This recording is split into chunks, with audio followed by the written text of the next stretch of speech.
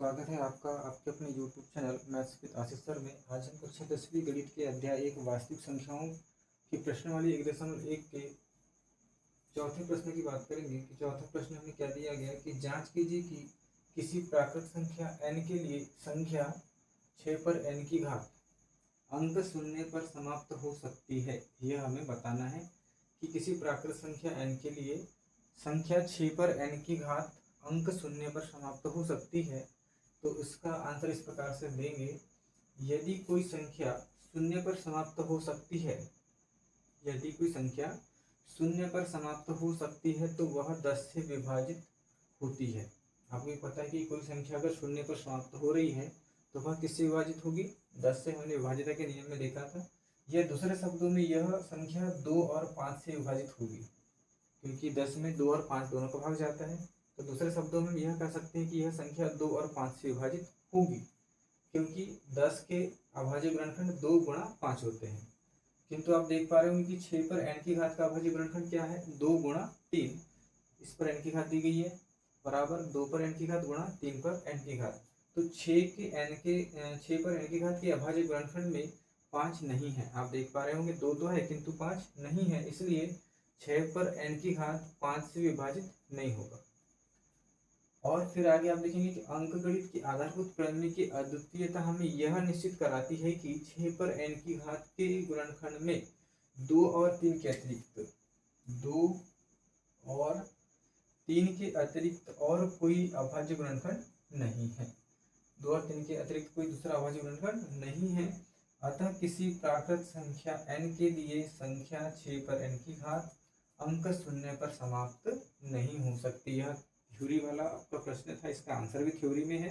पर ये आपको समझने वाली बात है कि कोई संख्या अगर शून्य पर समाप्त हो रही है तो वह किससे विभाजित होगी? 10 से विभाजित होगी। और 10 के जो अभाज्य गुणनखंड होते हैं 2 और 5। किंतु हमारे जो प्रश्न में 6 पर n की घात जो संख्या दी गई है उसके हम अभाज्य गुणनखंड करते हैं तो क्या मिलता है हमें? 2 गुणा 3 मिलता है।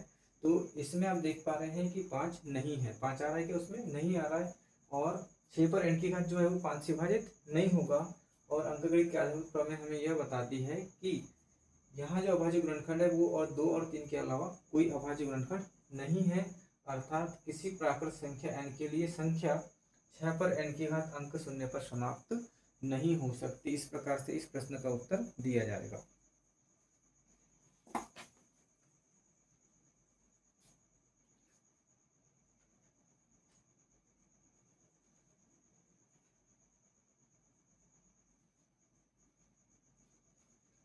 इसके बाद में जो आपके पास 5वां प्रश्न दिया गया है,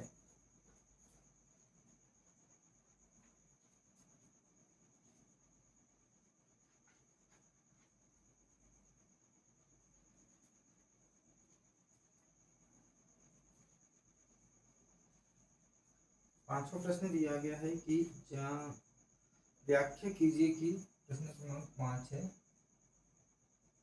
व्याख्या कीजिए कि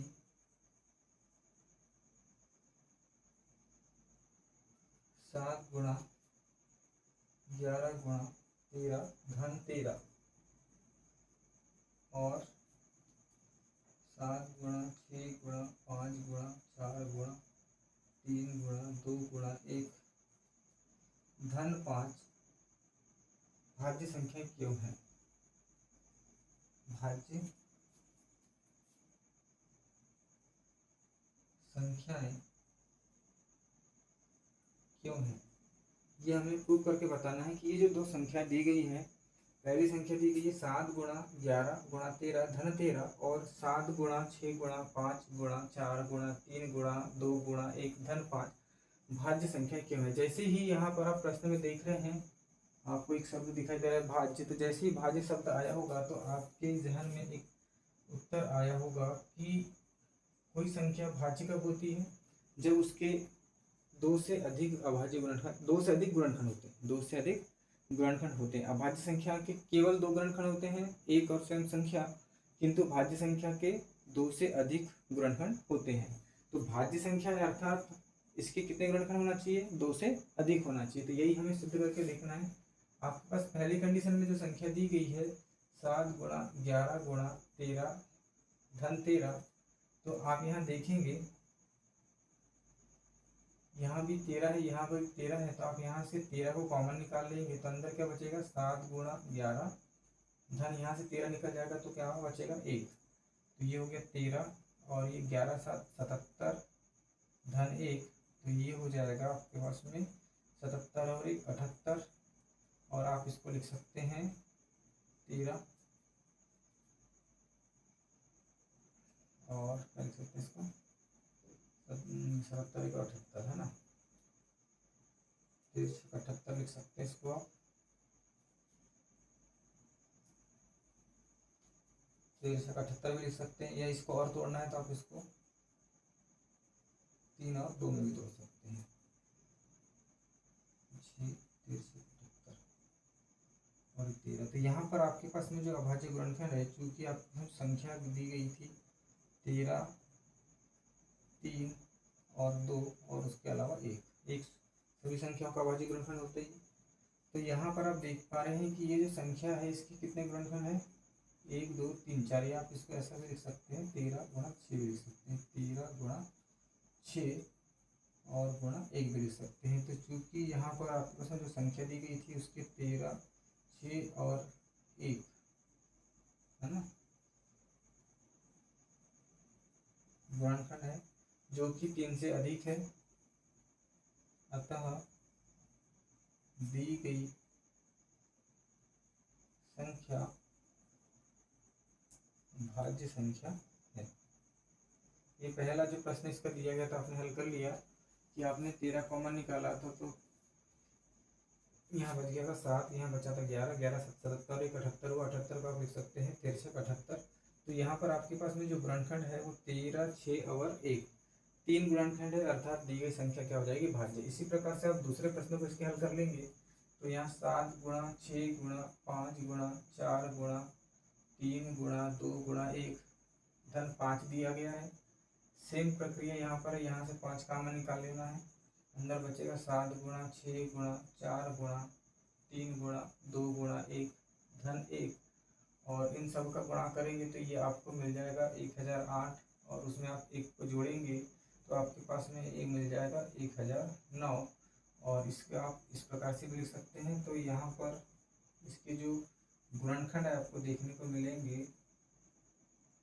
5 1009 और 1 है ना, यानी 3 गुणनखंड है, अतः दी गई संख्या भाज्य संख्या है। दी गई संख्या भाज्य संख्या है, क्योंकि भाज्य संख्या में कम से कम 3 गुणनखंड होने चाहिए।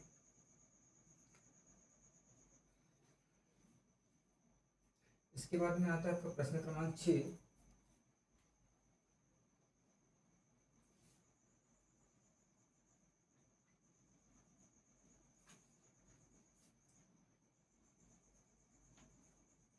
प्रश्न क्रमांक 6 थोड़ा सा लंबा है, मैं इसे पढ़ रहा हूँ, आप बुक से नोट कर लीजिएगा। कि किसी खेल के मैदान के चारों ओर एक वृत्ताकार पथ है।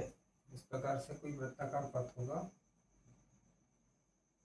वृत्ताकार पथ है।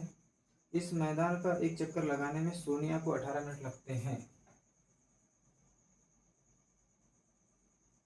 सोनिया को इसका चक्कर लगाने में कितना टाइम लग रहा है, 18 मिनट का। जबकि इसी मैदान का एक चक्कर लगाने में रवि को, और जो रवि है उसे लगता है 12 मिनट का, 12 मिनट का समय लगता है। मान लीजिए वे दोनों एक ही स्थान और एक ही समय पर चलना प्रारंभ करते हैं।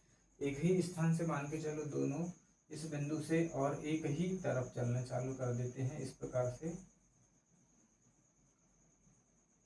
एक ही दिशा में चलते हैं तो कितने समय बाद पुनः वह प्रारंभिक स्थान पर मिल जाएंगे।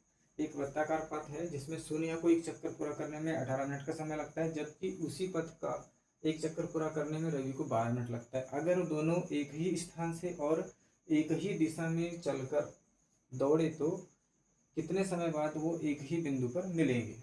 अर्थात आप यहाँ जो हमारे पास सोनिया के द्वारा लिया गया समय था, सोनिया द्वारा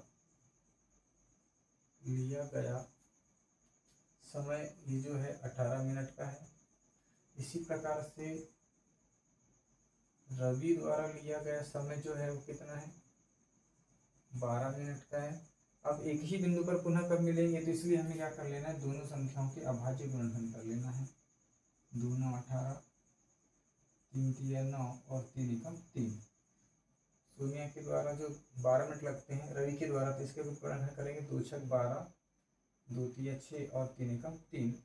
यहाँ 18 के अभाज्य गुणनखंड हो गए 2 गुणा 3 और 12 के अभाज्य गुणनखंड हो गए 2 गुणा 3।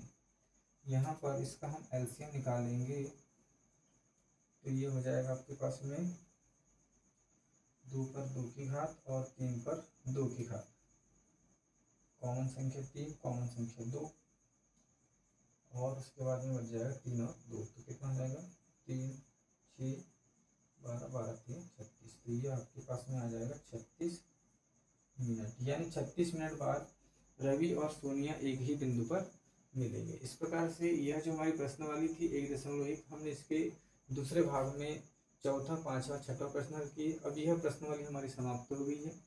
आगे इसी चैप्टर की दूसरी प्रश्नावली हल करना है हमें। इस प्रकार अगर आपको वीडियो पसंद आए तो वीडियो को लाइक, शेयर एंड सब्सक्राइब करें।